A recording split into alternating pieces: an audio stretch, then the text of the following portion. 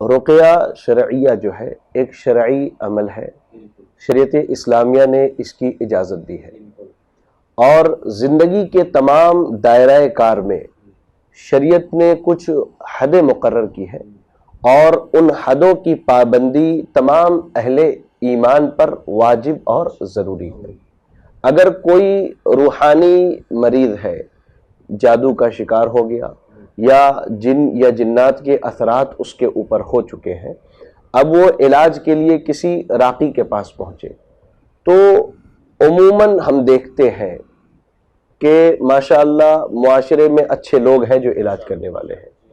بہت کم تعداد ایسے لوگوں کی ہے جو عورتوں کے فتنوں سے بچ نہیں پاتے۔ ہم ان کے حق میں دعا کرتے ہیں کہ اللہ تعالیٰ انہیں اور تمام مسلمانوں کو عورتوں کے فتنوں سے بچا کے رکھے۔ تو شیطان موقع تلاشتا ہے، اور